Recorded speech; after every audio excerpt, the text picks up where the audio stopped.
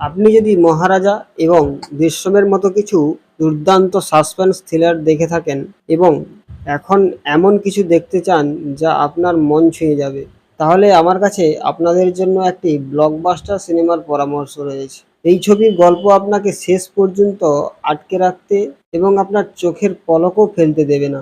এর চরম পরিণতি এমন হবে যে আপনার চোখ খোলা থাকবে। মোহনলালের অভিনীত থুদারুমের কথা বলছি, যা 25শে এপ্রিল প্রেক্ষাগৃহে মুক্তি পেয়েছিল এবং এখন এটি তামিল ভাষাতেও মুক্তি পেতে চলেছে। থুদারুম একটি সাসপেন্স ক্রাইম থ্রিলার, থারুণ মূর্তি পরিচালিত।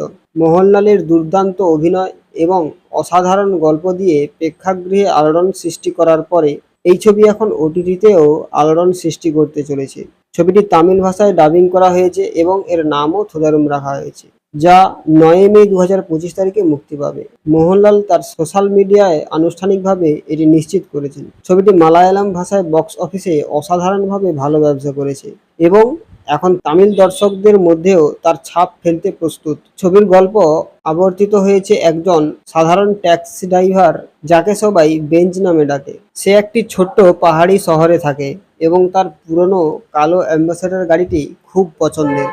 কিন্তু একদিন তার গাড়িটি রহস্যজনকভাবে অদৃশ্য হয়ে যায় এবং বেঞ্চ এটিকে খোঁজার জন্য তার জীবন ঝুঁকির মুখে ফেলে। যেখানে ছবির প্রথম অংশে এই যাত্রা দেখানো হয়েছে, যেখানে বেঞ্চ পুলিশের কাছে গিয়ে তার গাড়ি ফেরত পাওয়ার চেষ্টা করে। দ্বিতীয় অংশে গল্পে একটি নতুন মোড় নেয় যখন বেঞ্চ তার ছেলে পাভিককে হত্যার জন্য সিআই জর্জ এবং এসআই বেনির বিরুদ্ধে প্রতিশোধ নেওয়ার পরিকল্পনা করে। গল্পে একটা মোড় আসে যখন জর্জ ও বেনি তাকে একজন সাধারণ ট্যাক্সি ড্রাইভার ভেবে ভুল করে এবং তার অতীত সম্পর্কে কোনো জ্ঞান না রাখে। কিন্তু বাস্তবে বেঞ্চ একজন প্রাক্তন স্টান্টম্যান এবং লড়াইয়ের বিশেষজ্ঞ। এর ক্লাইম্যাক্স খুবই মর্মান্তিক, যা দর্শকদের হতবাক করে দেবে। স্যাকনেল এর রিপোর্ট অনুযায়ী এই ছবি 11 দিনে প্রায় 72 কোটি টাকার মতো আয় করেছে।